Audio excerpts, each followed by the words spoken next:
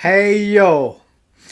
So we're back again, and my co-host for this evening of Tuesdays with Fulci is one of the longest listening fans, I'm pretty sure, of Dead Pit that we have. And in her own right, she goes by Evil Dead Chick and does her own show and her own stream pretty much every day right now, Dana. But Hmm. yeah, Almost every day. and we got the lovely Dana Lynn over here, and she's going to be doing the co-hosting for this incredibly strange episode of Tuesdays with Fulci. How you doing, Dana? Doing good. Well, I've been a little under the weather, but not so under the weather that I can't do live streams and stuff. So, Yeah, I mean, mm. you can be almost dead and do a live stream. Like, there's not much All to you it. got to do Yeah, is sit here and talk a little bit. So, yeah. So, man, like, I don't know how these two films got thrown together. I really, really don't. But these are two of the most different Fulci films that you will ever see together. And definitely. oddly enough, came out like basically 1 year apart. 82 and 83. So, and these are some of the lesser known ones for some reason, especially Conquest that we're going to be talking about. I don't know why, but that movie never gets talked about, and also doesn't have a good like edition like of anything. Like, the No. Kino released it recently, and somebody told me that looks like ass. I've got it, but I haven't watched it. But everything I watched it on Tubi, and it looks awful there. It looks like I don't know how everything looks like it's shining, and Mm. like the Yeah, flares and stuff. that's how it was on YouTube, which was where I watched it. Yeah, I mean this is it's not good. So I'm hoping that some edition comes out where they clean that up a little bit. Yeah. But let's go ahead and we'll do roll call here real quick, Dana, and see who we got in here. Okay. I have a feeling we're gonna have a lot of familiar faces. We got Joe Bob's in here, and we got oh god, we got old Curly Jaws. We got he's gonna twist it and bop it. We got Dead Infection. I don't know who Dead Infection is. That's not a. I'm not sure. We got Stuntman Mark. It's good to see you, man. We got Dylan's in here. That's a blast from the past. Good to have you, Hmm. Dylan. Jay is here. Robzilla is here. Holly, if you hear me. Devin Graham. We got all kinds of folks. The mayor's here. And the president's coming. And X-Ray Punch. So, yeah, man. There's a lot of people. So, okay. First things first, Dana. Okay. Because we're going to get into a lot of this stuff with these two movies. But before we get into any of that, I just want to know kind of like what your background is with Fulci. Because I'm curious, like, how'd you get into him? Like, what were the first movies that you saw? Things like that. Okay. Well, like I've said before, when I talk about Fulci, my mom and dad were really instrumental in getting me interested in horror in general. But my dad, for years when I was growing up, would talk about this movie called The Gates of Hell that him and mom saw at the drive in. And he told me that this guy got his head drilled. There were flying maggots. There were all kinds of things. I was like, this has got to be the greatest horror movie ever made. So I searched for this movie for a long time and then finally found a big box of The Gates of Hell at a video store um, across the river from Hallsville in Tell City. I don't know if anybody out there knows about these places because they're pretty small. So I found that.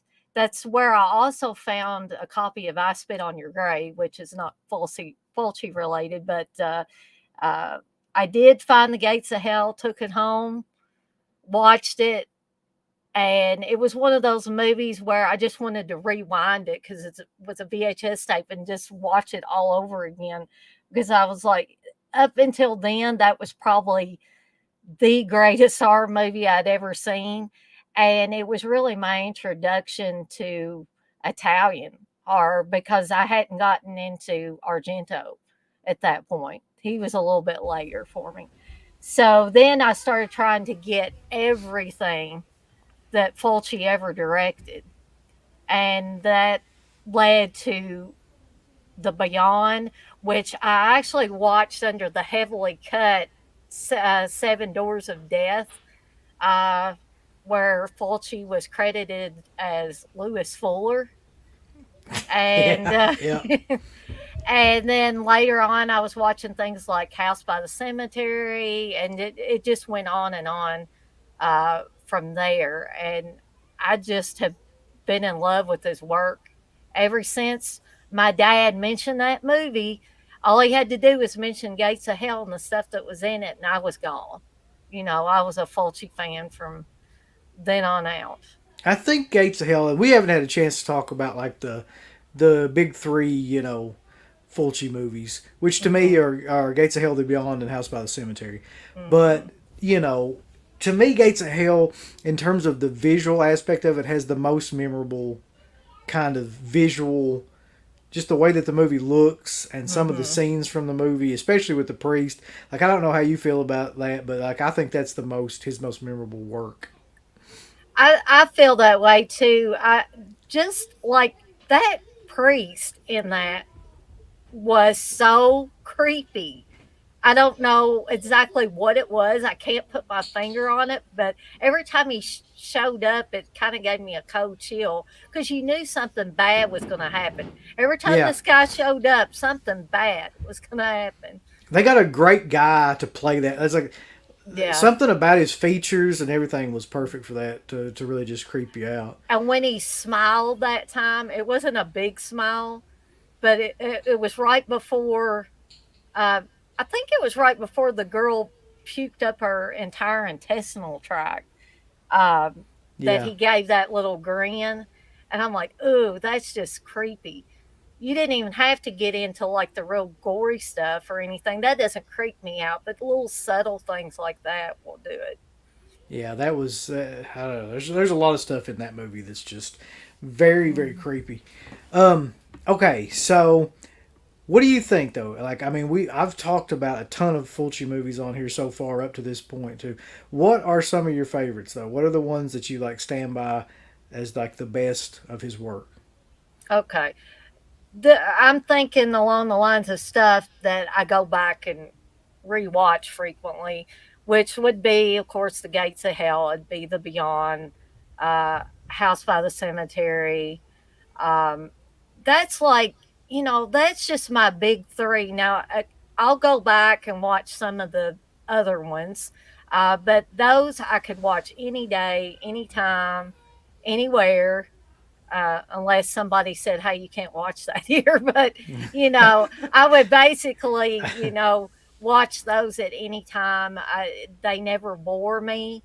I always find something interesting about them, and the gore. Of course, the gore is just so over the top in these films that if you're a horror fan and you like the gore, these would be definitely ones to start with, especially Oh if you've yeah. never seen them. Well, But yeah.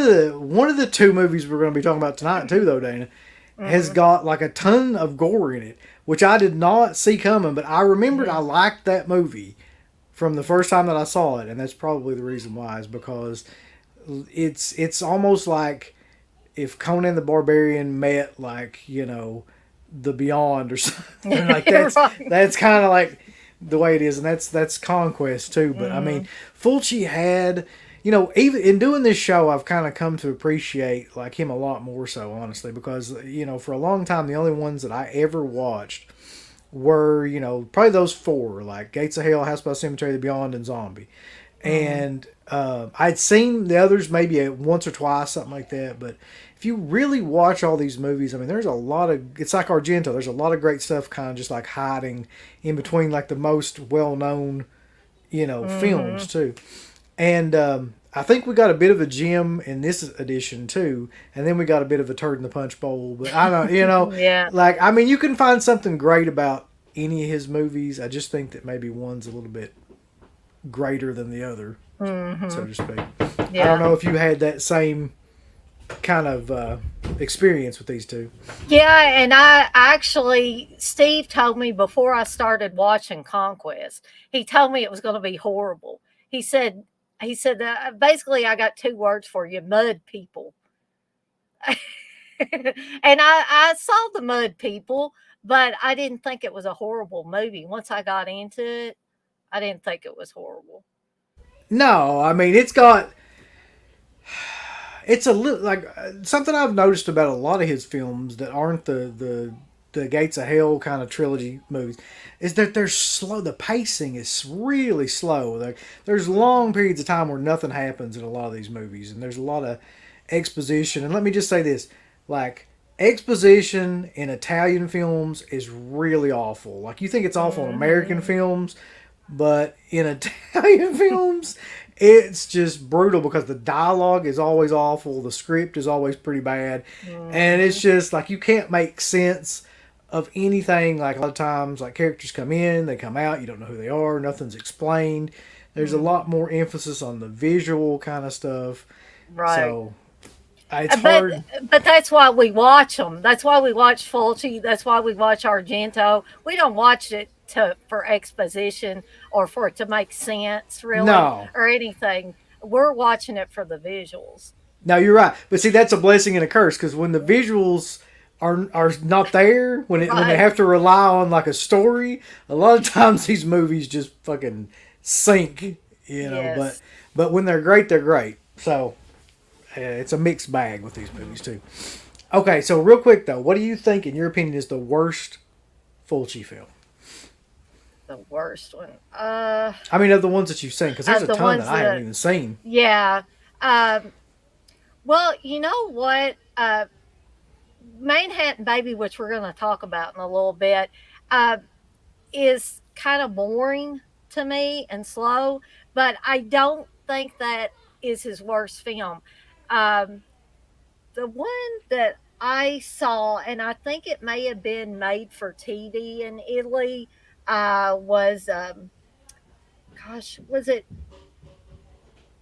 I can't remember if it was House of Clocks or it was one of those that I'm pretty sure they made for TV in Italy. I want to say it was House of Clocks or do you are you familiar with that one at No, all? no, I'm not Okay. actually. That's Um, one that I haven't seen. There's a lot I haven't seen though of his, to be honest. but that one, it's been a while since I've seen it since because it's so awful.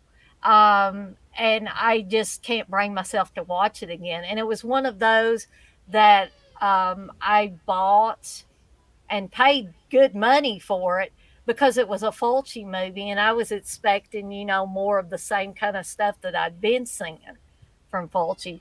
And I just remember just being just flabbergasted at how bad this movie was on all levels.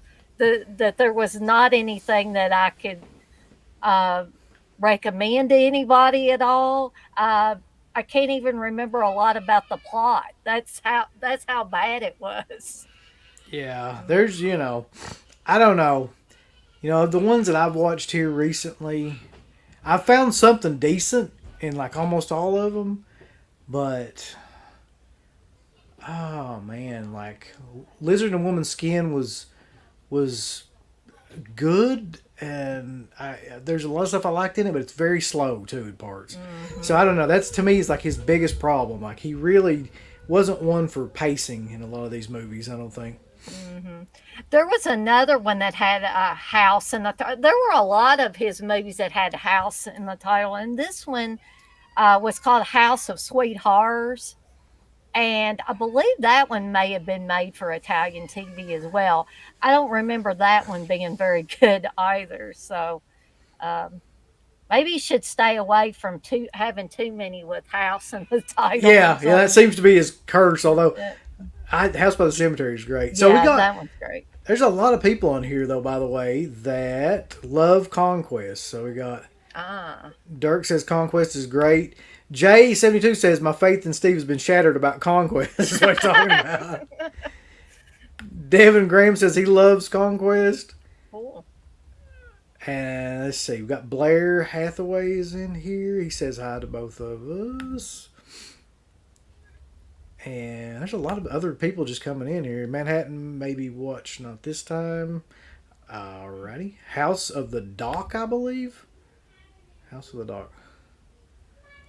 And then DMC says, anyone remember Touch of Death? Dana, you familiar with Touch of Death? The title is familiar, but I can't really recall watching it.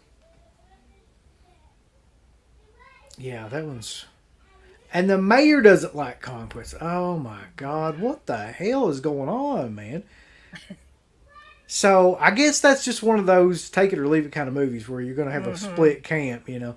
Most people can agree on the Gates of Hell ones, but, you know, these when you get into the lesser known ones like I have been for the last couple of shows, when you get into the Lizard Woman's Skin and Don't Torture a Duckling and, you know, Cat in the Brain and Manhattan Baby, that's where you split the camps, I think.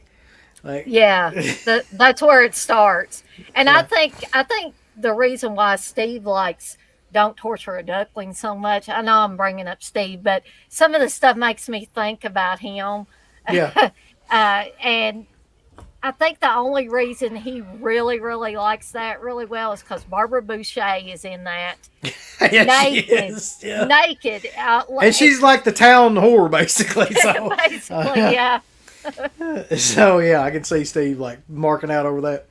Yeah, it's one of those where you keep expecting him to go up there and lick the television, because when Barbara Boucher's laid out there and she's completely naked and got that young boy bringing her something to drink, it's like what in the world were they thinking? That's one of those movies that whole movie really is just, you just are watching it and you're like, oh my God, like this is some of the most inappropriate, un-PC stuff that you will ever see in a movie. And like some of it, even for back then, I think was pretty risque, especially that stuff with her where she's like seducing all these little 8-10-year-old kids. It's like, yeah, it's creepy. Yeah, there's just something about it that I don't know. But anyway, all right, so we've got a lot of people in here. Let's start with our first one, Dana, I guess. Okay. Let's do Manhattan Baby first, because I feel like we're both kind of on the same page with that one. Mm-hmm. And well, while I'm going through some of this stuff, because I like to give some of the specs about the film before we get started. If anybody in the chat is an actual fan of this movie, I mean, that would be the time to comment, because I'm not seeing a lot of Manhattan Baby love here, to be honest. Oh. So, okay, Dana. This movie was released on the 12th of August, 1982 in Italy. There's no information about a budget or anything like that for some reason. Like I can get a lot of that from some of these other films, but not for this one. I don't think that it did very well. I don't think it was a major hit or anything like that. It was filmed in Egypt and back and forth between Egypt and New York, so it's actually legit in that way. Mm-hmm. And from what I can understand, this was supposed to be one of Fulci's. This was supposed to be like his, Titanic or something. It was supposed to be his biggest budget movie to date, and it was supposed to have all this money behind it, and it was going to be, like his big film, that captured all these things. And then basically that all fell through, and it became just like even lower budget than most of his other films, and kind of a flop. But in terms of the plot, I'll give you the basic synopsis here, and then we can talk about what we noticed about it. But so the basic plot of the film is this family goes to Egypt, and they are kind of walking around looking at stuff, and the little girl meets this blind woman who gives her an amulet, which is kind of like the symbol of, it's the Egyptian symbol for something. I don't know what it is, like the eye, but I don't know the actual technical name for it or anything. And then like right around the same time, the dad, whose name is, I believe, George, goes blind, and the kids start to have like these weird effects where I'm guessing like it's time travel. They can travel into like another dimension or portal or something like that. And so they kind of start doing it. There was another movie that had that in it too with kids. What was the movie where kids could like they were in their room and they could like go to different dimensions and things like that? Almost like Oh gosh. somebody will figure that out for us. Yeah, because I'm drawing a blank. But that's the setup for the movie, and then the daughter becomes what I guess you would say possessed. Mm-hmm. But it's not. See, when I went into this movie, I was thinking, all right, this is going to be like The Exorcist. It's going to be awesome. Like she's going to like slowly turn into this demon, and she's going to throw people around and shit, and like it's going to be awesome, and there'll be some Fulci gore effects and things like that. Yeah. No, none of that happens. That's exactly what I was expecting too, and I didn't get it. Yeah. So basically, she gets really possessed for about the last 10 minutes of the movie, and it's just her laying there, and she ends up in the hospital, and nothing really happens in that regard. Like not like a Linda Blair kind of situation, but I don't know. What did you think about the setup of the movie, Dana? Like the plot and whatnot. Well, the plot was okay. It's just everything just moves so slowly, and I kept waiting for something to happen. And it would go and go and go, and nothing would happen. And then a little bit of something would start to happen, like the scene in the elevator with the security guy. Yeah, where he falls through. That's a pretty cool shot. I was like, Yeah. that's unique. So there's the scene you're talking about. Like this guy's in an elevator, and I guess like anybody that comes in contact with this amulet or anything to do with it is basically cursed. That's kind of the thing. And so the bottom of the fucking elevator just falls out, and he falls down, the elevator shaft. But it sounds a lot better than it is because the special effect is not great. Right. Now, am I wrong? You can correct me if I'm wrong on this, but the security guy, is that not the same guy that played one of the cops in Gates of Hell? Like after Catriona McCall's character, they think she's dead. And the cops come in there. I thought that was the same guy. Yeah, that's a good eye because like I noticed that too, and I also noticed there's a lot of people in this movie that were in other Fulci movies. For one, the biggest one is Bob from House by the Cemetery.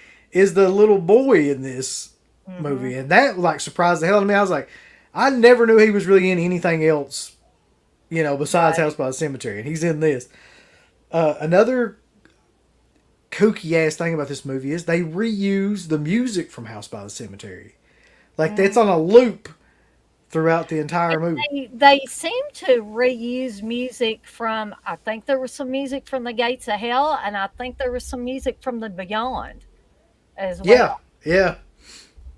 I don't know what was going on there. I don't know like if they just ran out of money, I'd love to know the answer to that. Like, because this movie is like a retread of a bunch of other Fulci movies to some degree or another. There's, Bob is the most recognizable character of any Fulci movie, and you throw him in this, and it just isn't the same. Really. No. And what was with him? Since we're talking about Bob, what was with? I guess it was the dialogue not being dubbed correctly or what, but his sister says something to him about not being a good ball player, and he's like, whatever, you lesbian or something. He calls her a lesbian. I did not notice that. Yeah, I think you're right. I think that was like a lost in translation kind of thing where they probably didn't. To be. Yeah. Although you never know, these scripts weren't the best, to say the least. So, all right, you got the family, you got the little girl who's kind of like the central character of the film, and little Bob is kind of there, and so weird stuff starts to happen. So, like I said, the father, George, he loses his eyesight, and it slowly starts to come back, and he starts seeing these visions of all these kind of like different places and sand and Egypt and all this stuff, and then as that's going on, the kids are starting to like do this thing where they can like travel to these other places and time and things like that. And the dad doesn't necessarily know about that in the beginning. He just knows that there's some weird shit going on, and that's kind of the next couple parts of the movie is him trying to figure out what's going on, and these kids kind of going back and forth in this portal. And is it the babysitter, the Jamie Lee character? Yeah, that was odd too. I was like, did they say Jamie Lee? Yeah. And then they kept saying, I was like, oh, okay, I guess I heard it right the first time. Yeah, I mean, I guess was that intentional? It had to be, right? Like the babysitter's named Jamie Lee. Like, Yeah, because Jamie Lee Curtis played the babysitter in Halloween, so that has to be like a tongue in cheek kind of Fulci thing. Mm-hmm. So she disappears, and Bob is like, he's talking to his parents. He's like, she just kind of went through one of our dimensions. He says something that kind of gives it away. But of course, like they don't really like believe him or anything like that. And then so the rest of the movie is just a weird kind of series of them going in and out of this portal, this amulet, being connected to Egypt, and anybody that comes in contact with it being cursed. And then so I guess the other thing that moves the plot along is there's this what is he, Dana? He's like a researcher or something. The guy that promises to help them and help their daughter. Yeah. I guess he's that. They had the name that showed up on the photograph, and it was Adrian Marcato, I think. Right. And I thought that's what that guy's name was. I guess that's how they found that guy, was because his name showed up on that photograph. Right, so I forgot that where they take him to the park, and like Jamie Lee takes a picture of him, and that Polaroid becomes like the amulet. It becomes like a picture of the amulet, and then from that, like you said, like it turns into like his name, and they search this guy out who's like he's a antique store owner or something like that. Which they always gotta have somebody in that kind of like backs up the plot. So, but I couldn't figure that guy out for a while because he seemed so sinister sometimes. Yeah, he had at some points.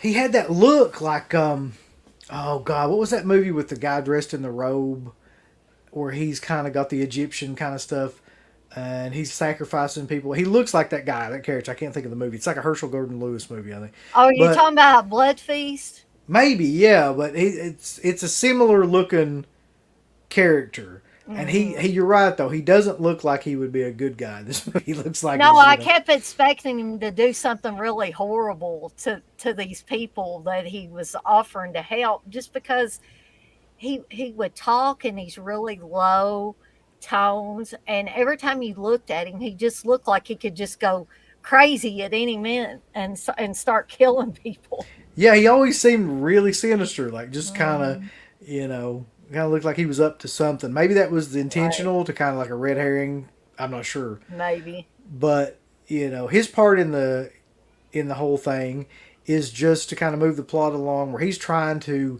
help the family figure out like what this amulet is, what it does, like why, what's going on with the possession, and ultimately he'll have the most memorable scene in the entire movie. Fuad Ramses was that's the name. Fuad Ramses, Fuad, yeah. So, I mean, at that point, they begin to when they start searching him out, they realize that things are going really, really wrong, and there's a scene in it that's very reminiscent of The Exorcist, where he goes in and he's talking with the daughter, and then he gets possessed, and he's kind of like rolling around the floor, and like blood foam is coming out of his mouth and everything. That was pretty cool. Yeah, so he somehow or another gets into her head, I think, and kind of is figuring out what's. And a lot of this is way too similar to The Exorcist in that way too. Yeah. But the Exorcist payoffs never came in this movie. Exactly. Like the thing that made The Exorcist so memorable, it's like they completely left out of anything to do with this movie. Mm-hmm. So there's a few scenes of like possession and a few scenes of intergalactic kind of teleportation, I guess. Uh, Mm-hmm. and there's no big like payoff. There's no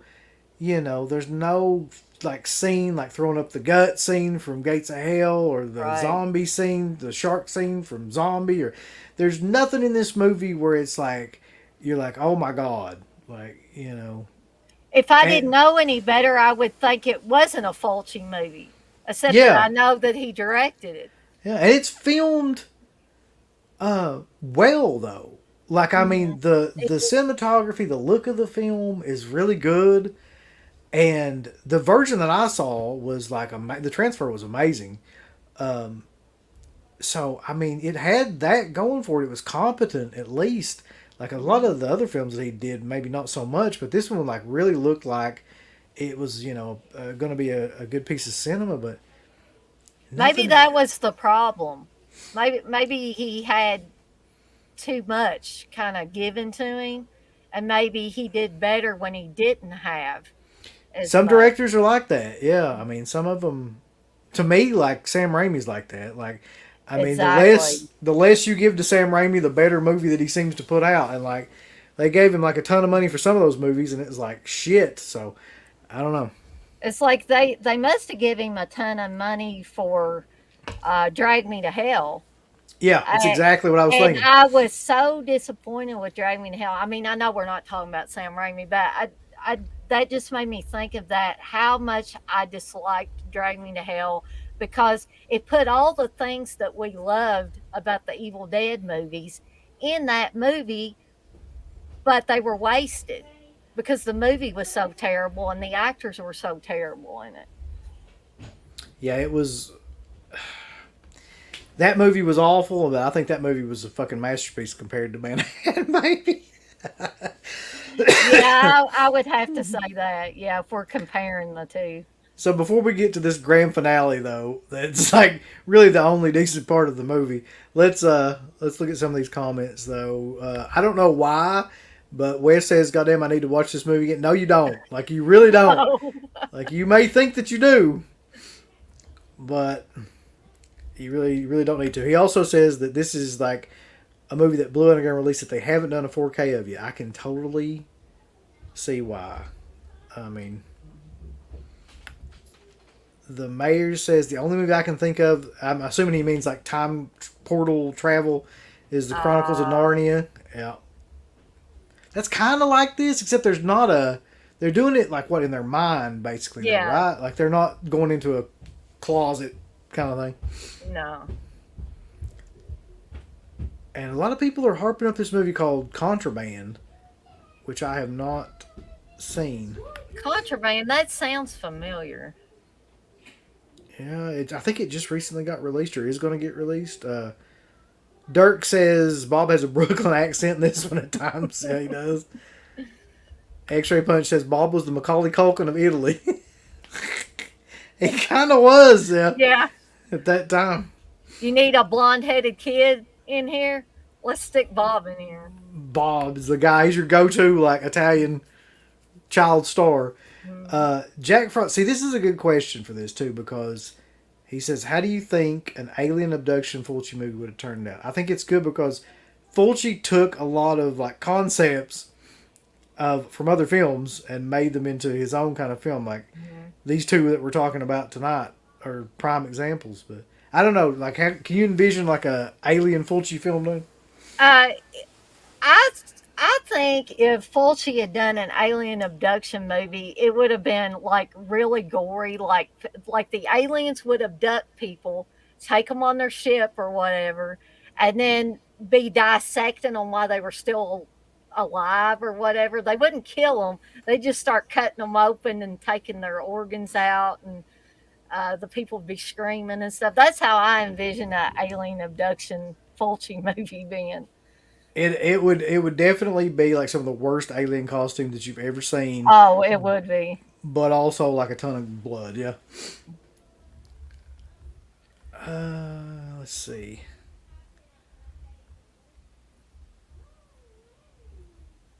A bunch of people are saying Drag Me to Hell was great. The alternate title of Manhattan Baby is actually called Eye of the Evil Dead, which I guess it has absolutely nothing to do with Evil Dead, though. No, it doesn't. Fulci has directed everything from giallo to horror to spaghetti westerns to fantasy to sci-fi, even with film. Yeah, that's the one thing that you've got to say about him is that he was incredibly diverse. Hmm. I actually watched a western. I think it was Four for the Apocalypse. Steve had me watch that that Fulci did, and I thought that one was great. Oh Really yeah, good one. yeah. I need to get that one too. Okay, so the end of this one though, Dana, and one of the most bizarre scenes, and that's saying a lot because there's a lot of bizarre Fulci scenes. Fulci shows up as a doctor Yes, he in this does. one, who is reading an X-ray of this little girl because after the whole, guy Lincoln Mines, she kind of goes into a coma. Hmm. It never really explains why. I guess like something about the Lincoln the Mines kind of threw her into a coma. But he's reading the X-rays and he's looking at one of the X-rays and a fucking like King Cobra shows up, Yeah, and some of like the worst visual effects you've ever seen, like a cobra that's superimposed over top of the X-ray. right. And I'm like, okay, so are you saying that like there's a snake in her chest cavity, She's or uh she's possessed by a snake or yeah, like is that part of this? Like the Egyptian kind of curse thing? Is there like a snake in the chest cavity when you get cursed? I don't Or know enough about Egyptian curses. or maybe is it saying that's just maybe like a, what would you say, like a, you know a sign that she's cursed? Not necessarily an actual snake maybe, but a sign that she's But cursed I, by. I know Fulci's not an actor, but it's basically he looks at this X-ray with the superimposed snake on it, and then just puts his pipe in his mouth and just kind of walks away. It's like it Yeah, has no effect on him at all. he's like, huh, yeah.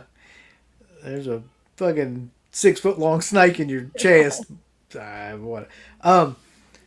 So and then it goes from that, which nobody seems too concerned about that, like you were saying, to back to what's the guy's name? Mercado. Yeah, Adrian Marcado. Yeah, and he is. Uh,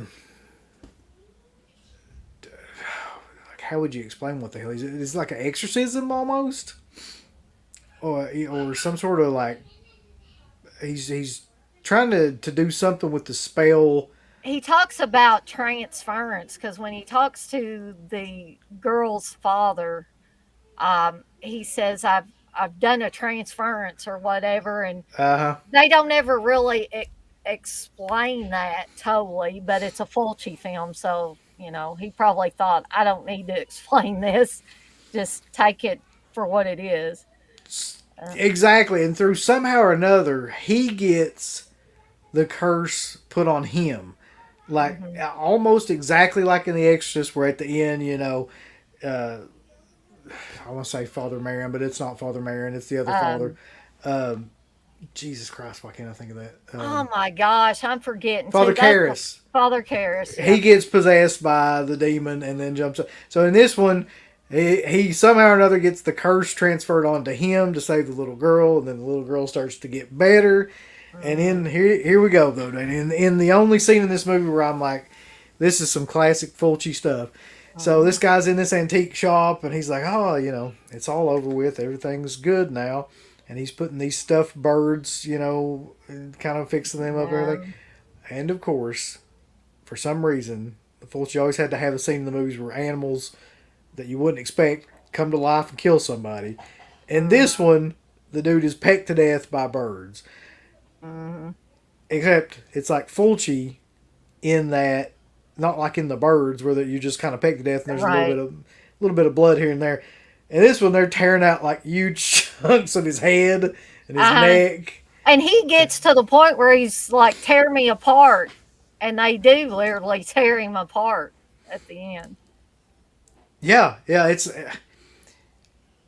there's something about the way that he did those scenes though that they really do stick with you when he does the spider Mhm. scene and even the bat, a couple of the bat scenes and oh god, what was that movie with the bats? What was that was Lizard Woman's Skin? Yeah, like some of those scenes are bizarre too. Um, but this one was like a retread of the spider scene, Yeah. except with birds. So And I don't think it was as creepy as the spider scene in no, the Beyond because even though you could obviously tell a lot of those spiders in the Beyond were fake, just like seeing the real ones, seeing a couple of real ones, and then seeing them all over his face. And I'm scared to death of spiders. You wouldn't think I would be because I like snakes and lizards and everything else. But spiders, I cannot stand them. So anything with spiders gives me the creeps. Kingdom of the Spiders, the scene in the Beyond. And even though you've got these big hokey looking things where they're just kind of going like this, uh, just seeing those couple of real tarantulas is enough to give me the heebie-jeebies. yeah, I mean he had a way of. I think that scene was so effective because it's drawn out so Mhm. long. Like you see him crawling up the chest and like up to the head, And he and can't move. yeah, and it just and he dwells on those scenes so long that it's like Mhm. really uncomfortable. This one though, not so much. It's just like they Right. come in and blah, blah, blah, blah, like peg him, and then there's a couple scenes like ripping the throat out, ripping a big piece of the forehead out, and a couple of like real quick kind of scenes like that. Mhm. They're the only good shot in this movie though, in my opinion. There's a great shot like right before Mercado gets actually killed by the birds, where Fulci like pans up, like there's a shot of like, and it goes like Mhm. three different times, like three different, he pans up a little bit and then it cuts and there's a little bit more and then a little bit Mhm. more, and to show like the birds kind of like point of view, I guess, and the angle before Right. they swoop down. I thought that was a great shot. I hadn't seen that shot in anything else. Mm-mm. No. And then it goes to them like pecking him to death. But I don't know. To me, that's like the best part of the movie. That's not a 5 minute scene, really. Right. And it's almost like you went through all this slow part, and then it's almost like Fulci had as an afterthought, maybe I ought to put something in here that's really going to be gory and what I'm really known for and all that. It may not have been what he thought, but it's almost like he thought of it the last second and thought, I'm going to put this in here. It does feel like that. You're right, because the whole rest of the movie is just even the death scenes are really boring and kind of Mhm. bland, and there's not anything to them. And the rest of the movie is kind of like a drama, a really slow paced kind of drama, you Mhm. know, curse kind of film. So you're just praying for, and you're right. Like they must have got to some point in the movie where he was like, "I've got to spice this up somehow, and I've got to do something Mhm. so people actually like know that it's me." Right. Um, and it was too little, too late, in my opinion. But we got a super chat though, Dana. Woo. Fulci probes would be insane talking about the Alien movie. Oh gosh. That's true. That's a scary thought, Fulci probes. This I was thinking about this. Contamination is sort of like a Fulci alien flick. Slow pace though. Mhm. Where'd my thing go? Slow pace though with gore bits in between. That's true. Was it Umberto Lenzi who did Contamination? Somebody on here would know too. Oh gosh, I'm forgetting. It might have been, but need to go back and watch Contamination, I guess. Uh, Wes wants to know if Steve went to bed at 4 p.m. No, actually, he went to bed about 5:30. He went to lay down. What the shit? It's just a little bit later than 4. Uh, oh God. Jack Frost says, I didn't know this. Speaking of Sam Raimi, did you know that he put the spider scene from The Beyond in Spider Man? I did not Hmm. know that. Gonna have to go back and watch Yeah, Spider Man. Jake says Italians love killer animals. Argento like doing that too. Yeah, I mean it's weird, but there's a lot of scenes in Argento movies too with some sort of animal Right. killing somebody. So the end of this one is basically what we were just talking about. Susie wakes up finally, and they take the amulet and they throw it in the river, and that's Hmm. the and but the final scene is kind of hokey and kind of what you'd expect, which it goes back to Egypt, and the Hmm. blind woman gives another amulet to another girl. And You it's gonna know, start back all over again. yeah. So what are your final thoughts, Dana, about Manhattan Baby? It's definitely not one I'm gonna go back to anytime soon. I revisited it because I knew I was going to be doing this with you, but probably if I wasn't going to be doing this, I probably wouldn't have watched it again at this point. Yeah, I Uh, believe this will probably be the last time I ever watch Manhattan Baby. right. There's just something about it. Uh, I don't know. It's just not one that comes to my mind when I think of good Fulci films. And Fulci's had some good, some bad, some terrible movies. And Argento's done the same thing. I Oh mean, yeah. he's had some really great films. He's had some, mediocre films, and then in the last few years, especially, he's made some really bad films. So it's a mixed bag. Dracula 3D, Yeah, Giallo, yeah. exactly. Um, my thoughts. I was trying to figure out what is it about this movie that I really just disliked, because it's well filmed Hmm. and there's nothing about it that's any worse than maybe some of the other ones. But I just think that it makes like the cardinal sin, which is that it's boring most of the time. Hmm. It doesn't have any of the Fulci trademarks of his giallos or of his like later kind of gore and fantasy films or anything like that. It just exists like Yeah, it's. it doesn't go anywhere. It's just there I have to show this. Well, what the fuck y'all shitting on Manhattan Baby for? because it's It's bad. it's just there. Like there's nothing. I want to be able to say something about it where it's like, let me recommend it, and it has like a memorable scenes, but it just doesn't. I want to be able to defend it, but I can't. Yeah, yeah. I mean, it should be a great film. It had all the potential in the world to be a great Fulci film. There's so much he could have done with like a basic story, like the Curse kind of Exorcist style story, and he does jack shit. He doesn't do anything with it. And he So could have got away with it too. I don't think he would have gotten sued or anything because I don't know if you've ever seen that Turkish film that is like just a complete rip off of The Exorcist. Steve had me watch it. I think it's called Satan. Uh, and it's like what? What a it's great name, it's the Turkish Exorcist, and it literally is. Satan. Yeah,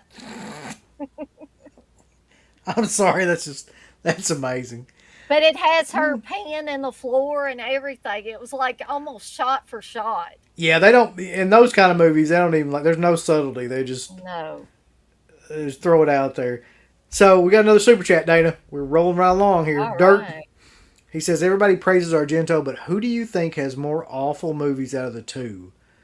Oh my god. That's hard. Ugh.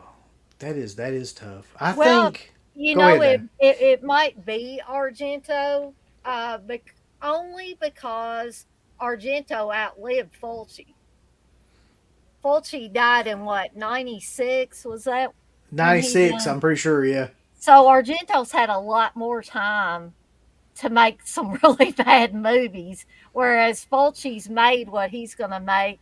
He's in his grave now. He's not going to be making anymore. So I Yeah. guess I would probably have to say Argento. I think if Fulci would have lived longer, he would have lived to make like some really horrible fucking movies. Probably. Like this is any indication of where he was going. Like this is not good. But I'm gonna say probably. Yeah, I probably agree with that too. Here's kind of how I look at it though. Like when Argento was great, I don't think there was anybody better than that guy.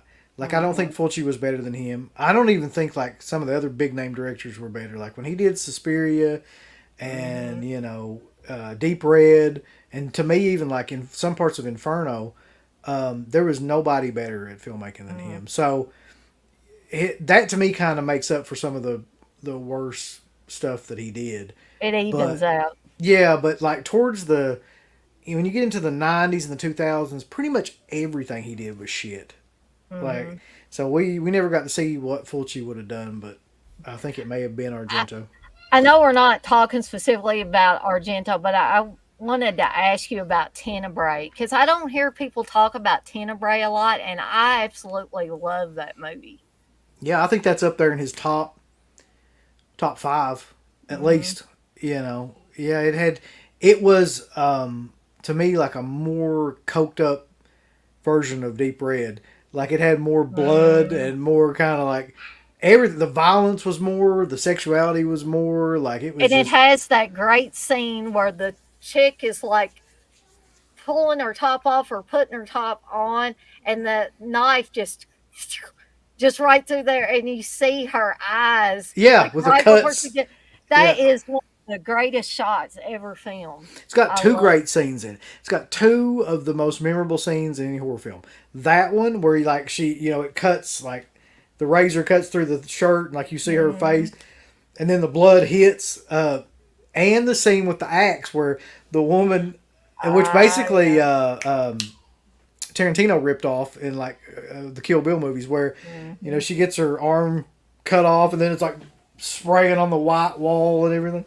Yeah, literally painting the room red. Yeah, I mean, like I said, when Argento was great, there was nobody better than him. Like a lot of the visual stuff that he did. Fulci, they're just different in a lot of ways. Right. Mayor says Manhattan Baby is definitely one of Fulci's most mediocre movies. Yeah, I agree with that. It's just it's a placeholder to me. Phantasmat said, I've heard the card player is not very good. Well, we're going to find out because I actually got that Blu-ray. I've seen it on DVD because it was in the 5-pack of Argento movies. You remember that, Dana? Oh, yeah. Who was it that put that out? Anchor Bay or Blue Underground or somebody put that out? It may have been Anchor Bay. I wanted to say it was Anchor Bay. I want to think so. Yeah, I think it had the card player in it. Or Do You Like Hitchcock? Anyway, I've seen both those movies. And I don't remember it being amazing, to say the least. The mayor says Satan is on YouTube if you want to watch it. Oh, God. There you go. You can watch it on YouTube. Argento directed the film with Adrian Brody that never even got officially released in the U.S. How bad was it? Well, we'll find out eventually, which is Giallo. Giallo with Adrian Brody was shambolic. I don't think he got paid for that either. That was the story behind that movie, that they didn't pay Adrian Brody, and somehow or another he sued him or something. I was going to say, I bet he was pissed if he didn't get paid. Turkish Star Wars used scenes from the original Star Wars. I wouldn't doubt it. There's a Turkish I Spit on Your Grave, too. Steve had me watch that one, too. That was wild. I bet that was off the chain. Devin Grand says Tenebrae is one of the best, especially the last scene. Everybody's patiently waiting for a 4K, which I'm about positive that Synapse will release soon. I want to get that when it comes out. All right, but is anybody in here? We're not talking about fucking Argento people. We're talking about Manhattan Baby. Does anybody in here have any good words to say about Manhattan Baby? Because I've only heard criticisms. And now would be the time to speak it if anybody has any positive things to say about Manhattan Baby. And while they're typing, Dana, I'm going to read you some of the trivia behind this movie or the releases and things too, okay? So the film was shot in 82 and around Cairo in New York and De Paulo Studios in Rome. And the second unit team was shooting with Enzo G. Castellari's 1990 The Bronx Warriors around the same time. So who knew that, Dana? It was distributed by Fulvia Films. The film grossed a total of 409 million lira, which is not great. If I remember, like a lot of those, the more popular Fulci ones are made like 1.4 billion lira. So it was picked up for distribution in the United States in 84, but released only theatrically as Eyes of the Evil Dead. It was released in the United Kingdom in 83 under the title The Possessed, and on DVD in 2001 by Anchor Bay. That would be the only partnership between Fulci and the producer De Angelis. And apparently, like, Fulci disliked the film so much that he kind of, like, just disowned it. Mm-hmm. So let's see. This is the best comment ever. Nope. Next. So, all right. Jake says, no, it's bad. Dirk gives it a 6 out of 10. Oh, that's high praise, Dirk. Yeah. Daniel shines in here. I hadn't seen that before. Shout out to DEADPIT Manhattan Baby. Isn't top tier Fulci, but I've always really enjoyed it. And Devin says, haven't seen Manhattan Baby. Phantasmat says that 400 million lira is $5 US. I swear to God, it breaks down to something crazy like that. Yeah. Like the transfer rate of that money is nothing, really. No. So, you want to put the Manhattan Baby to rest, so to speak, Dana? Yeah, I think it's ready to put it in the ground. All right. Frost says Manhattan Baby sounds about as entertaining as watching a plant do photosynthesis. Most of the movie is like a plant doing photosynthesis. It is. It's like watching old people eat or something. It's just not. It's not enjoyable. Manhattan Baby is just meh. I'd rather watch his other movies. All right. So, if anybody's interested in Manhattan Baby as a completionist, I would give it. I would literally give it a 5 out of 10, Dana, because it's average.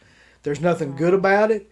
Great about it anyway. There's nothing horrible about it. It's right in the middle to me. A 5 out of 10. I'd be stuck between a 4.5 and a 5. Yeah, so it's right there. Mm-hmm. But as Daniel says, it's no Conquest, which is what we're getting to now. And this film has got something for everybody. It's got love and violence and invisible arrows. And it's got werewolf henchmen and ninja kind of henchmen. And whatever these things are that look like they got cobwebs all over them. Yeah. I don't know what those are. Muck men and cobweb men and like a chick that's completely naked other than a cheap C3PO helmet. And a snake that she seems to be masturbating with all the time. Oh, I can't wait to get into that. That's some quality stuff. All right, but our next film, because we're just going to put the Manhattan Baby to rest, our next film is the 1983 fantasy classic. In my opinion, it is a classic. Conquest. I'm just going to tell you right now, if you have not seen this movie for whatever reason, stop watching this fucking stream right now and go watch Conquest. It's on Tubi. It looks awful, but from what I can understand, this movie looks awful in any format. So even on YouTube, which is where I watched it. Yeah. Oh, this movie's okay. Let me give you the setup real quick. So, this movie was released on June 2nd, 1983 in Italy, and then August in Spain. It doesn't say like what the budget of the film was, but I'm pretty positive this movie was also a flop. Yeah, it grossed less than 100 million lira, which I'm pretty sure is like next to nothing. I mean, if you consider what we just talked about, which Manhattan Baby had grossed, like, what did I say? Like 400 million. So think about that. Like, Manhattan Baby's not even like high grossing film, but this movie was like 3 times less than that. For some reason, nobody talks about this movie either. Mm-hmm. Like, it's one of the least talked about Fulci movies. Let me get into the stuff here, though. So, okay, if there's a plot to this movie, you'll not figure it out by watching it. So, I'm just going to go ahead and read this to you real quick. So, I have to read this because I couldn't figure out what the hell was going on in this movie. A handsome young man named Ilias embarks on a quest leaving behind his family, and he receives a magic bow from his father to mark his passage into manhood. He enters a strange land where small tribes are terrorized by werewolf-like creatures acting under the orders of Akron, who's a nude, masked female of great evil. While in a drugged state, she sees a faceless youth with a magic bow who dares to attack her, and so she sends her werewolf servants to kill the man. Dana? Thoughts? Well, I want to explain where I first heard the title Conquest. And this was many, many years ago when I was like grabbing every copy of Fangoria and Gorezone at the time. I think the first Gorezone I ever bought was like in 1988 or 89. I want to say 89. So this was when I was just a wee little child of 13. So I was pretty young, but I was still a rabid horror fan. And so I begged my dad to let me get this copy of Gorezone. And I'll never forget, he, remember, this was back in 1989 when things were much cheaper. So my mom was going in this 7-Eleven type store to go get a soft drink. And so I went in with her and I saw a Gorezone. I was like, I have to have this. So I come back outside and I said, Dad, I gotta have this magazine. I gotta have this magazine. So he gives Mom $5. He said, get her that magazine and get you a soft drink. Yeah. So we go in there. The magazine alone is $5. So we had to go back out there and get some more money from my dad. And he's like, what? A magazine is $5? What kind of magazine is this? But anyway, I remember taking it home. And this is back when they had like letters to the editor type things at the beginning of the magazines. And somebody Yeah. was raving about Fulci's Conquest.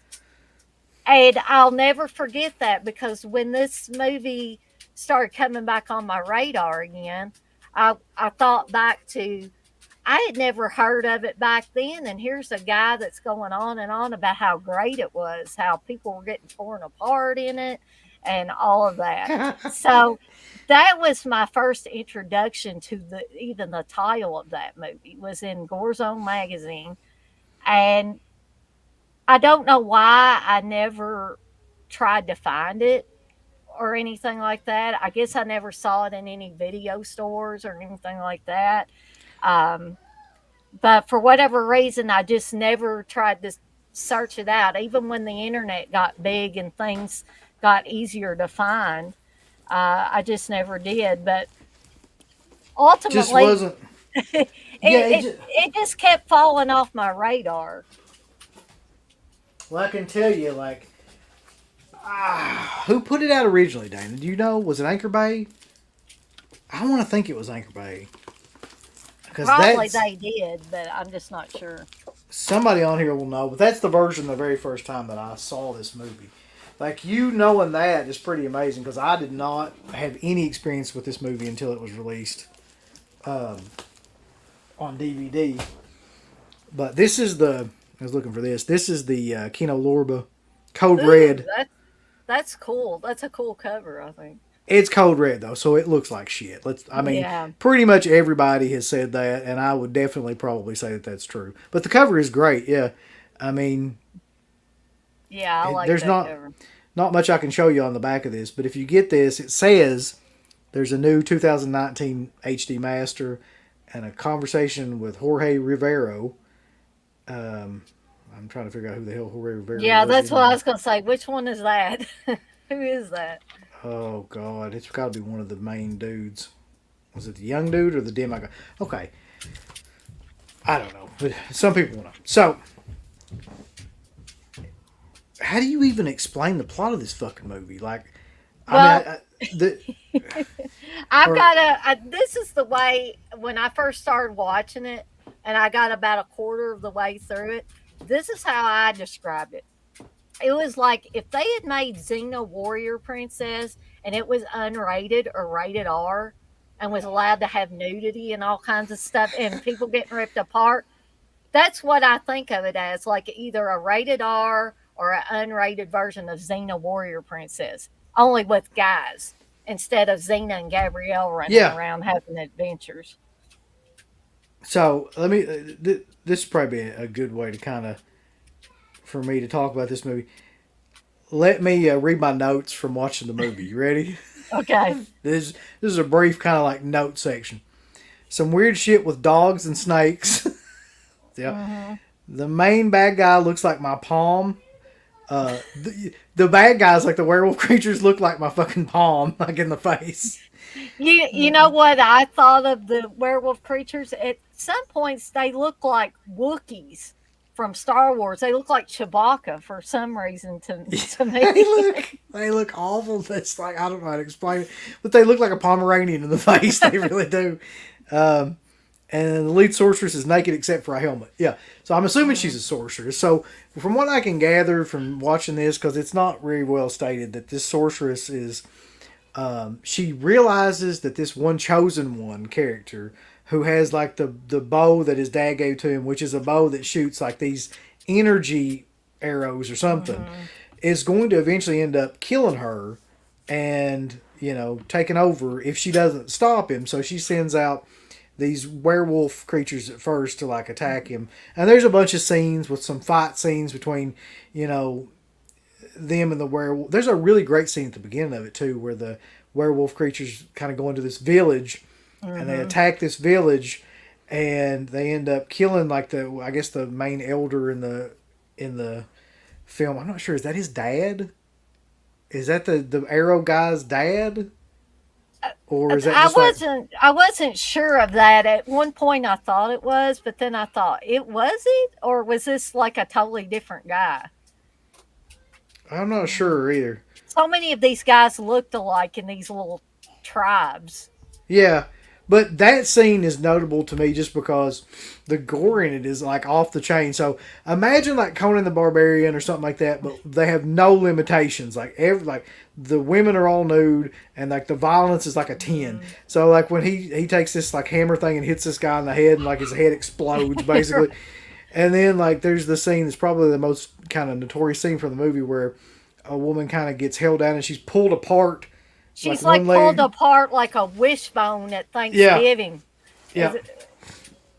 And then they've got her severed head there, and they're just kind of just like bouncing it around and stuff and manhandling it. And then the woman who's like in the C-3PO helmet just basically drinks her brains, I guess. Yeah, it's almost like it's a drug, because I'm like, what are they taking hits off of her brain or what? Is this like they're snorting cocaine? Because they got this tube like thing and they're going like that, and it's like a whole drug thing. There's something in it that's kind of implying that the younger the people are, the more kind of like appealing that their brains are, and like their flesh is, and that, because that's the ones that they want the most in the film. For whatever, I really can't figure out exactly why, and I don't think it's really like explained why either. So anyway, fast forward a little bit, they sack the village and all this shit. So then the chosen one hero comes along, and he's accompanied. This guy shows up that's kind of like his protector, who's like a big jacked up 80s metal looking Right. You expect a hair metal band to start playing behind him or something. Yeah, like that would be great if he had like a theme that was like, hair metal or something like that. But he looks like basically every guy you've seen in every like Night Ranger video you've ever watched. Like, and he is the second lead of the film, and And so the movie kind of takes off on this fantasy adventure kind of quest where they go and they're walking around finding all these different things. They encounter a bunch of different kind of like tribes of these different creatures and things like that. And in that way, it's kind of like, I guess, like Clash of the Titans or something like that, with more jacked up Conan looking guys in it. And I mean, I don't know where you go from there. Really, it's just her sending all these different kind of villains to try to kill these Uh-huh. these two guys, like as they're wandering the countryside trying to find her. Yeah, and one other funny thing was when they came to this cave where there were like women and kids, basically, and like the one guy that was the protector seemed like he knew them, like he was bringing them food because they had stolen like a sheep or something from that other guy when he wasn't looking. They kind of drug it away and took it, and so he brought it to these women and kids, and he says he tells the younger guy, he's like, yeah, you can she's a woman, you can have her if you want her. And Oh he's like, God. no, that's all right. And he said, well, she's got a sister, you can have her if you want her. And I'm like, good lord, what are Yeah, it's like just stop off for sex. It's like you're stopping to fill up for gas, but they're stopping to have sex with these women, give them a yeah. I little mean, food and have sex with them. I kind of feel like that was Fulci's idea of how things were at that time period, Mm, which makes perfect sense considering his kind of overall view of women too, and it's mm-hmm. not great. But yeah, the caves thing with and the attackers show up again in the caves, and then I think they end up beating them. And by the way, in these fight scenes, this is another great part about this movie. In these fight scenes, like when they shoot, they hit somebody with something, or like shoot them with a real arrow or anything like that. It's Mm-hmm. like the Fulci shit where like blood's just like pouring out. Right. There's a couple of scenes like that where I was just like, Jesus Christ, like blood is just shooting out of like these people. It's not like you just a typical arrow hit or Mm. sword hit or something like that. And what was with these things? I guess these were supposed to be different arrows. There's one part where the protector guy tells the other guy to get down or duck or something. And then these black lines that look like somebody's drawn Sharpie lines all over the screen come shooting out of the weeds.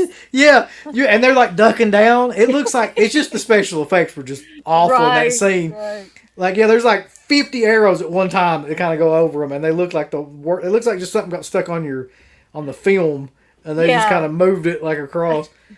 Yeah, that whole thing was awful. Cause okay, so for that scene though, like the werewolf creatures fail, and I remember there's a scene where like Akron punishes the main werewolf, by kind of like pouring this hot oil over him and things like Yeah. that. And then she goes to this other guy and kind of offers herself as a bounty if he can kill this guy, and Yeah, and that's it's where like, who is this guy? He looks like the lamest dude ever. it looked like a reject from like He-Man or something, like one of And the he looked villains. like did you think that the helmet or what mask that he had on looked like a cactus? It looked like a piece off a cactus. I called him It did. Cactus Head. Oh, it did. You're right. But it just fits in this movie too because everything is so just out there and like you talk about fantasy. Like it's almost like he watched a couple of like really popular fantasy films and was just like cobbling Mm, together pieces of shit, right. to try to. I like the idea though that there's different tribes and different kind of people that are trying to like Hmm. to find these guys. But so as you can imagine, like that particular, I'm trying to remember what his name was. I think it's Zora. Hmm. That particular person can't do any better, but he does hit him with a poison arrow.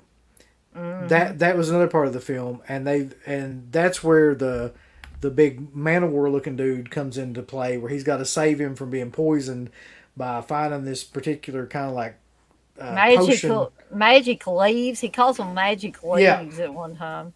yeah, and he's gotta save him because he's. And by the way, like there's some scenes in that too where like he's got like cuts on his head and stuff, Hmm. and where the arrows and stuff, and there's like Fulci, blood and pus and shit like leaking out of his head.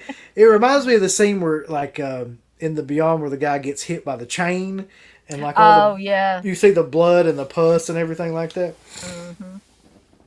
Okay, but this film is just batshit crazy, Danny. Like, you take it for a minute because like I don't even know how to describe. Well, at first I was watching like I said I watched about a fourth of it, and then I went to Steve and I was like, I said, "Is this like a sword and sorcery type film?" And Steve was like, "Yeah, kind of." And then like it, That's the look, best way to describe. Yeah, kind yeah, of. Yeah. and so then I watched a little bit more, and then it got into like an R-rated or unrated version of Xena Warrior Princess with guys in the title roles instead of women, and I don't know, it is so crazy. It is hard to describe it. Just like you can't give one sentence or one word or anything to describe this movie just because it's got so many different crazy aspects to it. Did you not think you've seen Birdemic, right? Yes. Okay. Did you not think that some of those scenes with the birds look like they were right out of Birdemic? You know where he heals the one bird and he Yeah. sends it away with its buddies, and Now they that keep you showing. now that you mention it, you're exactly right. Like there Mm, was a lot of that really bad kind of whatever they did to superimpose images, mm. like with the arrows and the birds, and it just looked bad. So the most notable thing about this movie, like when you first watch it, to me, is like I was wiping my glasses off thinking that I had like some sort of smudge on my, but it's not. This film was intentionally filmed to look like really blurry and like flared.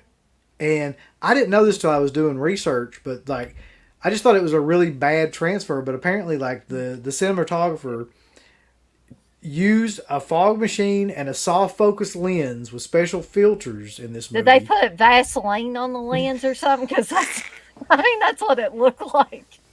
Yeah, I mean, I'm not sure if any transfer of this movie would look good, just because I think it was filmed incompetently. Like I think that the cinematographer really fucked this film up. Like a lot of that soft focus, washed out look that it Uh-huh. has is intentional.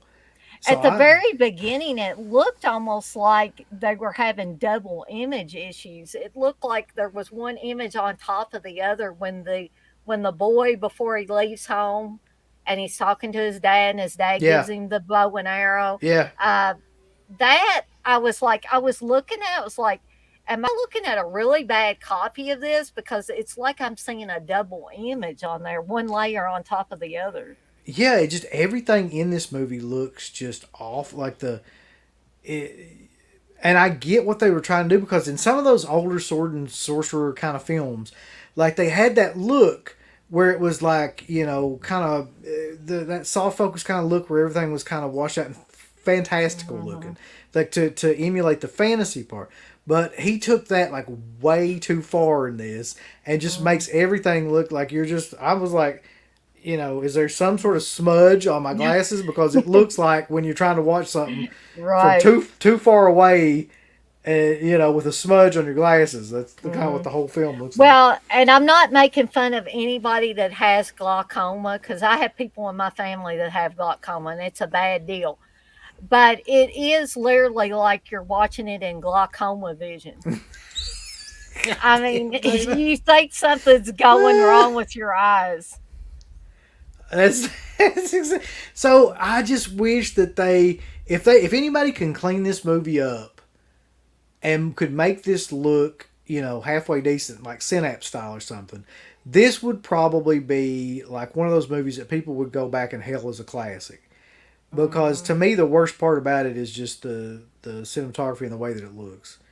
The actual movie itself is freaking great in a bad Mhm. way. Right.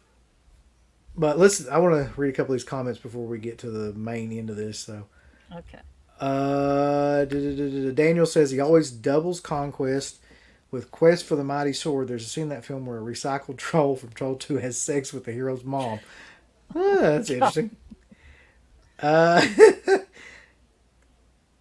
Dirk wants to know, was the dude with the boy like a demigod or something? I was confused. Yeah, I don't know either. He just showed up in one and was kind of like his protector for the Uh, rest of the film, and I don't know. He gets dumped into a river at one point, or and not a the river, but like an ocean, I guess. and the dolphins save him. They like chew the ropes or whatever where he's tied to this, like almost like a cross or Yeah, something. yeah, like that. And Yeah, I was like, oh, what are these dolphins gonna do? And then they literally like chewed those ropes off so he could get free. so he's like Moana. Is that what you're saying? Like he controls the ocean and like dolphins and shit.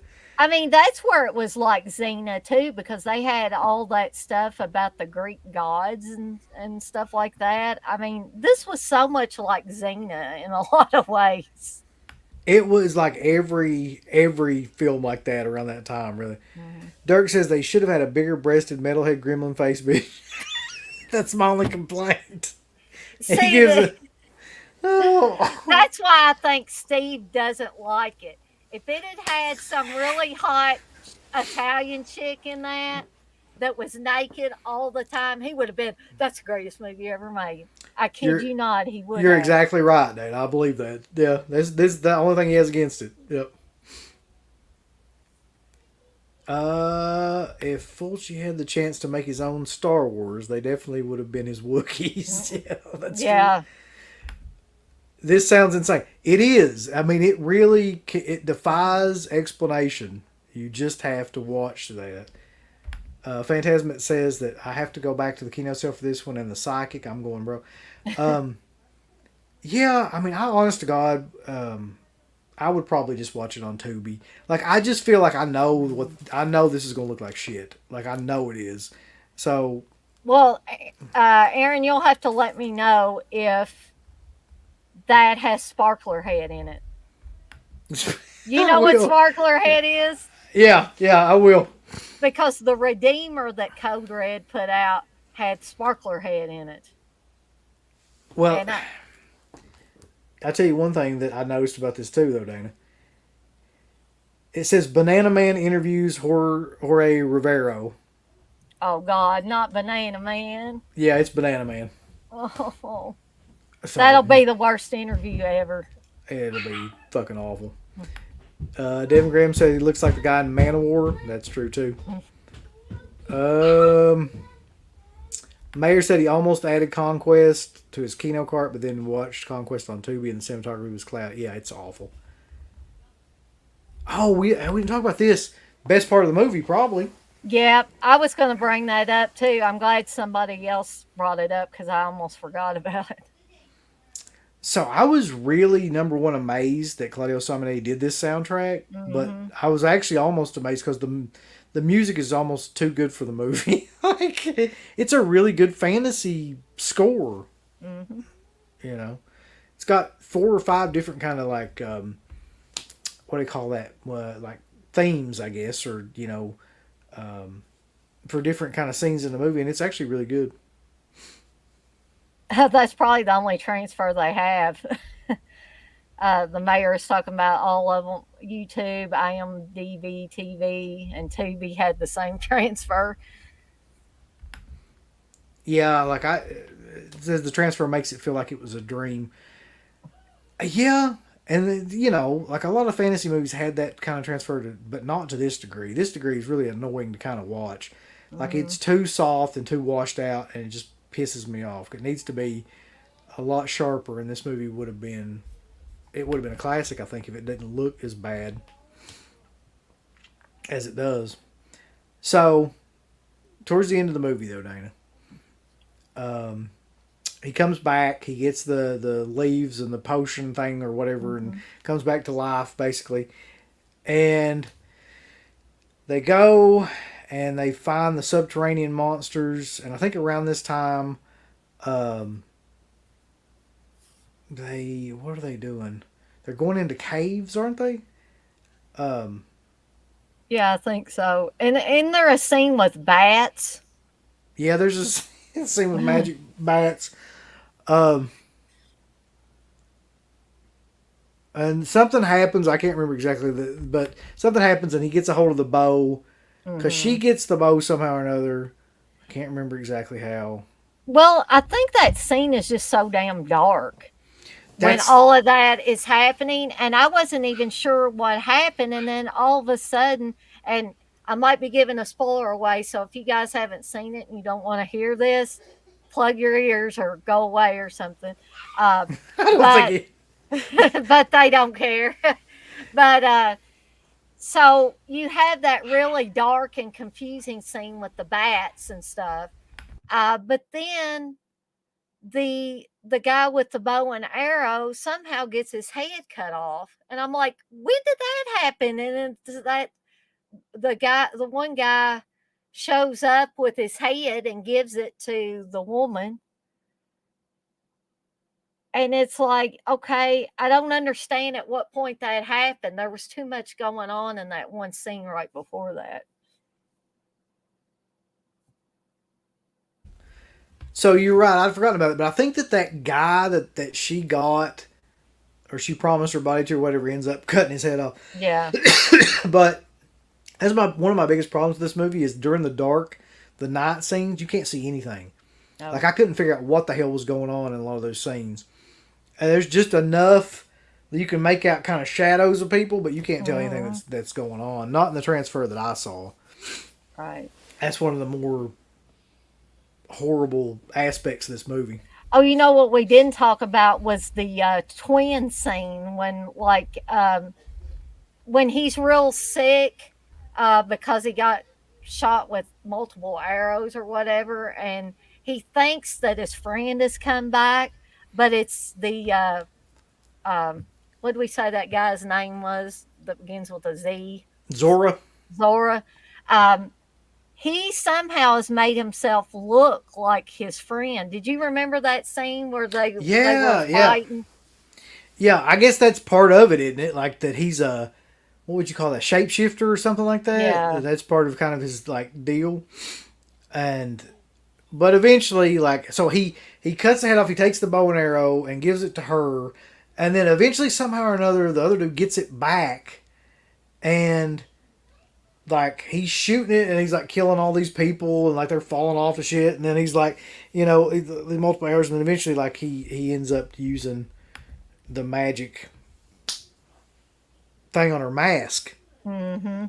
and one of the magic arrows kind of like hits the mask, which you knew that was coming. There had to be some reason for that damn mask, Right. like and then she turns into a wolf and runs away. End of movie. And in between there, she turns into one ugly bitch too, because there's that whole monstrous part where she's going "Ah," like that, and that's right before she turns into the wolf. And I'm like, gosh, she was an ugly bitch under that mask. That's that's right. But we even forgot about the snake scenes. Yeah. So there's just randomly periodically through this movie there is scenes where she is molesting like a large python when she goes into some sort of like trance or something, and she's Mm. and there's a scene with like a dog where she's kind of like there's some weird shit in it. But okay, Mhm. let me say this though, without a doubt, 100%, without a doubt, because there's some conflict if people should get this movie or not. You should get this movie. Like it looks like dog shit, but it doesn't matter because like Mhm. there's enough great stuff going on in this movie. To me, it's like his most underrated kind of film. It's it's like any of those movies like Conan or Clash of Titans, like jacked up to 10, like on steroids. Like you have to Mhm. watch it at least one time. Like I can't give it a higher recommendation and it's like one of his lesser known movies and people haven't watched it. I know, but it's well worth buying it. And it's cheap on there too. I think it's like $8.99, $9.99, Ooh, that's a good or price. it was on that. It was during that sale. I'm assuming that it's still pretty cheap. Let's get some comments here now. All right, Phantasmat says, not Fulci related, but is the movie Flesh Eater any good? Since it sounds like that's going to be in the halfway Vinegar Syndrome package. No, that movie's not any good. No. Mm-mm. I watched that on the Shriek Show edition, and it's real bad. No sparkler head, Dana, Dirk says. Ah, okay. Maybe that was only the Redeemer that had sparkler head. So Mayor says, so what I'm saying is that Conquest needs a 4K release to make it look slightly better. I'm saying that I don't think it matters what they do to this movie. It's going to look like shit. But you still need to watch it, though. The only thing I can see is unless they got like Lucasfilms or something to go back and like digitally remaster every like pixel, I just don't see how this looks any better. The bad quality adds to the charm. It kind of does. Mm-hmm. Sometimes it's just hard to watch, though. Dirk says she's on that brain. She's masturbating with that snake. It's brutal and bad shit. Devin Graham makes a good point. He says Conquest will never look good, but I still think it's awesome. It's Fulci doing a Jodorowsky movie. I think that's a very good analogy or comparison. Yep. Every like insane peyote laced fantasy film you've ever seen rolled into like an Italian gore film. Listen, JS, you need to like don't wait, don't hesitate, buy this now. I don't care if it's because after we do this, everybody's going to go buy it, and it might be sold out. 7 says we all need the Beyond released in proper UHD 4K like yesterday, and my name is 7, by the way. Oh God, it's fucking it's the 7 gimmick from WCW. God. Yeah. Lucasfilm presents Conquest, the special edition. I somehow don't imagine that will ever happen. But if you want to see killer Pomeranian guys taking on, 2 jacked up Man-of-War looking dudes, all because the sorcerer with the C-3PO head who's nude and masturbates with snakes is requesting that be done, Conquest is the movie for you.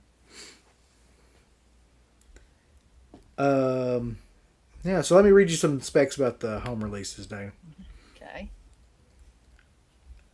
The original title of the film was going to be called Mace, and the film was an Italian, Spanish, Mexican co-production filmed in Mexico and Rome. Fulci had signed a 2-picture contract with the producer, Giovanni De Clemente, but after the two had some disagreements, Fulci left immediately and was sued because he didn't complete his contract, but the judge ruled in Fulci's favor, saying that you could not force him to do the other film. So that's interesting. So he never got around to that second film, which I can imagine what the hell that would have been. Let's see.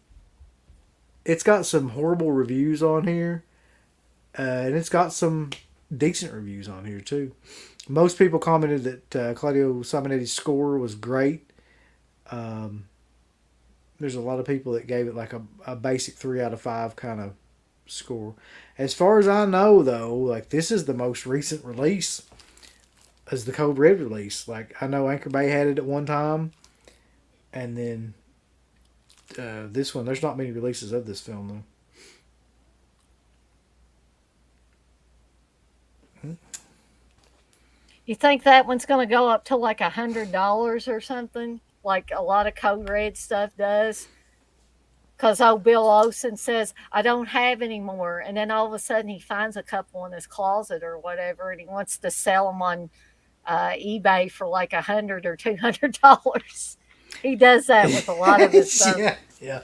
I mean, he probably needs to do that at this point. I don't know if this one will ever be like that. Maybe. I mean, once Kino picks up something like this, though, and kind of starts distributing it, I kind of feel like there's a lot of these.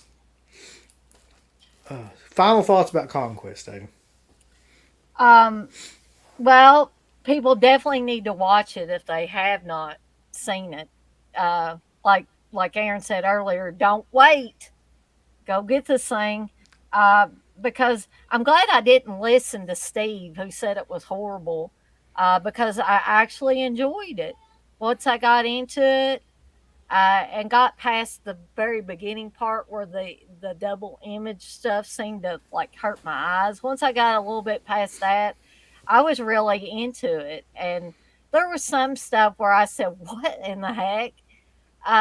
But I enjoyed it overall. I can't really say anything bad about it. I mean, we had plenty bad to say about Manhattan Baby, but I just can't Oh well, find I anything bad to think say about where this Man one. where Manhattan Baby fails, like Conquest succeeds in Right, that like there's everything memorable about Conquest. Like right. everything in it is just like another what the fuck kind of moment. To whereas Manhattan Baby's just like there's nothing to it. There's not anything there that like sticks out. Oh my god though.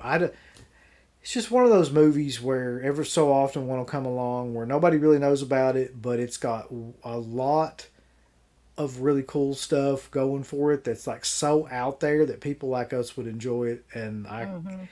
I can't recommend anything higher than this. Really,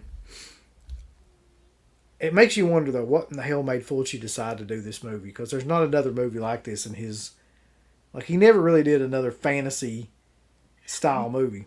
Maybe he just wanted to, dabble in all the different genres because, like we said earlier, he did westerns, he did horror movies.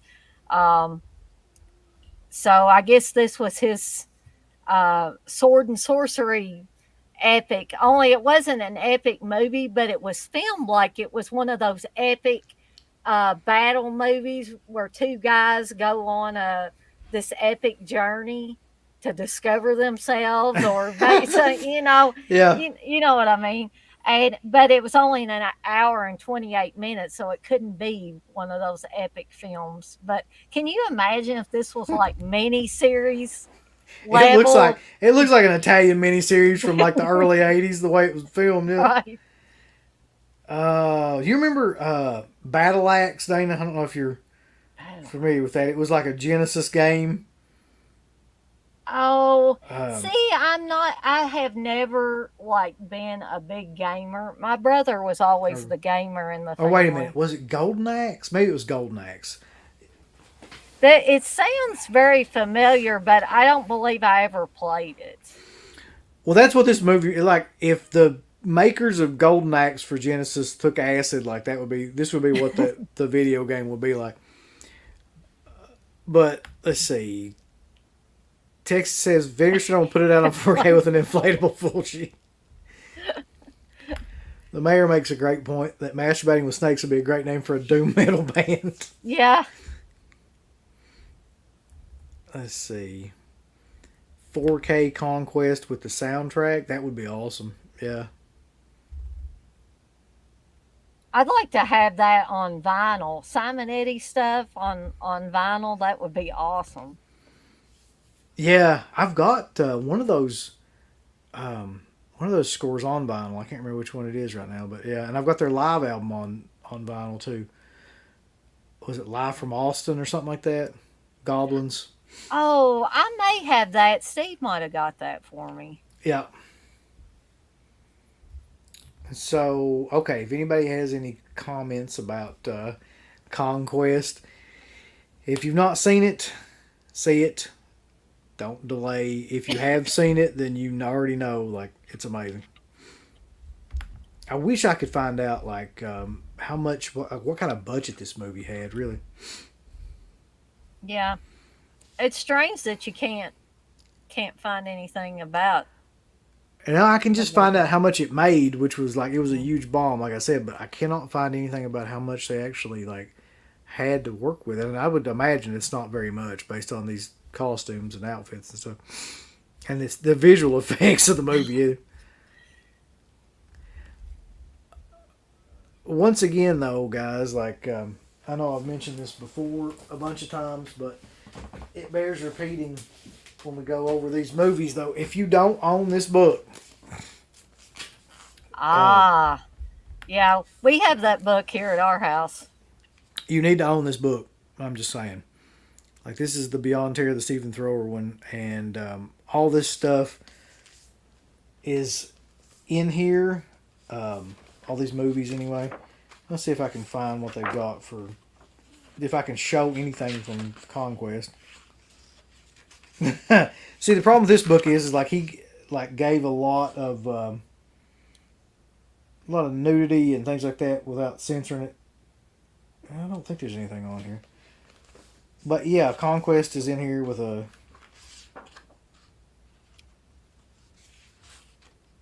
couple pages.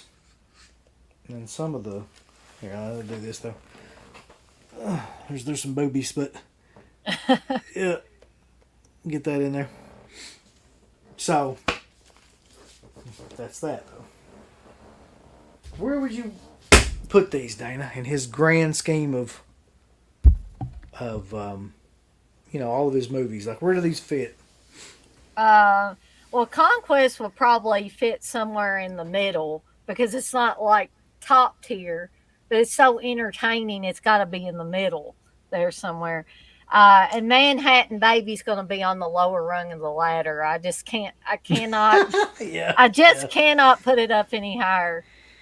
I think you're right. I think Manhattan Baby would be like one of the lower, like, tier ones. Like, I don't know. If there's a top 20 list, it'd be like 17, somewhere around there.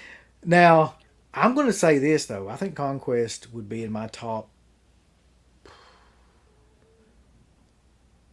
It'd be in my top 10, and it might be in my top 6 or 7. Mm-hmm. Like, I put that movie pretty high up. I guess the reason why I don't put it higher up is because even though it was enjoyable and I would definitely watch it again, it's not really considered Fulci horror. And that's Fulci horror ones are the ones I put at the top of my list. This is more, like we said, sword and sorcery, fantasy type stuff. Yeah, yeah. I in rewatching these movies too, I think that Conquest and New York Ripper moved up a lot in my opinion of them. And you got all this cluster of his zombie movies and things that are really well known up at the top, but somewhere in there too to me is New York Ripper now and Conquest. Like that's in the mix. Let's see, Dirk. We are actually like on the last show that we do of Tuesdays with Fulci, which is going to be next Tuesday. CK and I are going to be ranking our top 10 Fulci films. So I'm curious though, Dana. Out of 10, what would you rank both of these? Oh, About a scale of 10, I guess. a scale of 1 to 10. Okay, so I'm still going to stick with like Manhattan Baby being like 4.5, maybe 5. Just, I'm kind of stuck in between there. And then Conquest, I'd have to bring it up closer, at least an 8 on that scale of 1 to 10. I would give Conquest, I give it an 8. I think that's a pretty good overall ranking. And this is a Fulci ranking, by the way. Yeah, right. Like I don't think Conquest is like an 8 out of 10 in like the world of other film, but in like Fulci land it is. And Manhattan Baby is like like I say, I give it a 5. Like between a 4 and a 5. It's just mediocre. So let's see. Let's get a couple more comments in. Is there a book like that, like the Beyond Terror one for Argento? There's a couple of different ones that I was looking at buying at one time, and Phantasmat, the Argento one is called The Man, the Myths, and the Magic. There's a couple of them. One's like Argento Syndrome that I've got. It's not very great. It's just kind of like a review opinion book. And then there's that one. And then there's another one. I'll have to look that up. We'll get to that, though. We'll get to that. Let's see. Dirk says it's a great stream. Thank you, Dirk.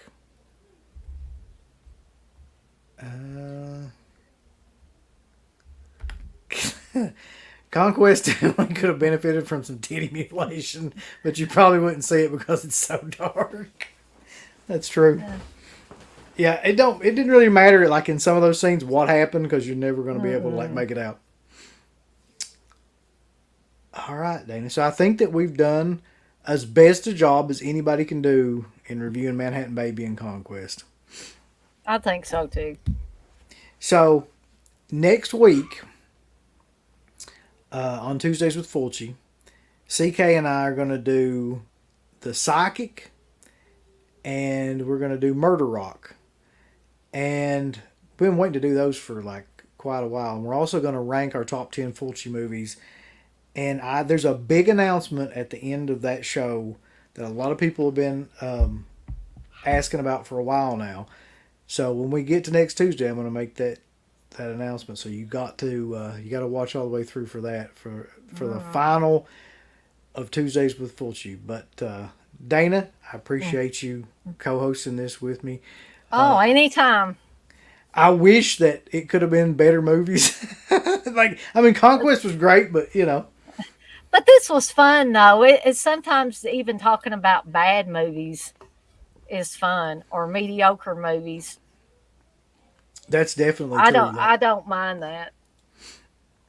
And there's just something about these movies, like, even though they're awful, they still have that Fulci flair to them in a lot of ways too.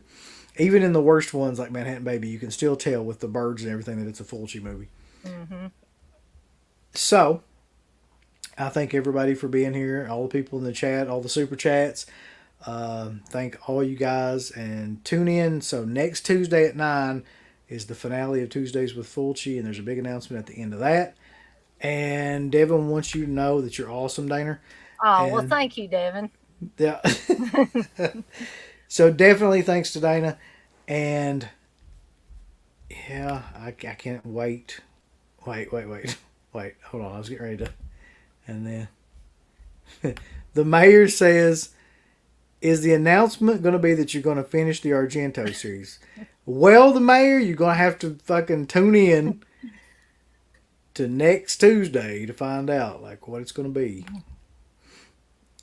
Something man Mark says it's a fun stream. All right, so I gotta get out of here. We gotta close out, Dana. Any closing thoughts while I'm looking for this shit? Just anybody can look out for a live stream for me coming soon. I'm actually gonna do one real soon on Ted Raimi films for any Ted Raimi fans out there. Dana does like a lot of streams, and they are like, I'm in almost every one of them. Oh yeah. I enjoy every one of them. They're great stuff. So yeah, go to Evil Dead Chick. That's the one that's on YouTube. Thank you, Dana. You're welcome. So, till next Tuesday, guys. I will see you then. Give us the thumbs up. Up your butts. Like, subscribe. And if you subscribe, here's something else you can do. Once you subscribe, you can click the bell notification, right? And it'll notify you anytime that DEADPIT puts up new shit. Or don't. I really don't give a if you do or I don't. want you to. I want you to. I don't care. Let's keep our community growing here on YouTube. I don't like it. I don't want you to do nothing. Listen, they need to do it now. No, don't you dare touch it. Thumbs up. Subscribe. And click that bell. For this video officially, and it's Old Curly Jaws has a message for you. Go on over to shop.deadpit.com and go look at their Teen Public store right now. You got some new shirts like the Old Curly Jaws official t-shirt, which is brutal and badass. You got the Yummy Gummy shirt with the captain himself on the shirt. You got Uncle Bill's face on a fucking shirt. You got the Final Girl shirt. You got all these shirts over at shop.deadpit.com. Get them before they're all out, especially the new one, Bedtime 1039. It doesn't get better than that. So go on out. Check out these shirts at shop.deadpit.com. Go look at their Team Public store. You're going to have a good old time. Get them all. Thank you to all of our supporters on Patreon. DeadPit on Patreon.com is the only place to check out a complete archive of the old Dead Pit radio shows all the way back from 2005 on, in addition to the midweek shows and fan commentaries, exclusive podcasts, and much more. Dead Pit on Patreon.com if you're interested. Tiers start at only $1.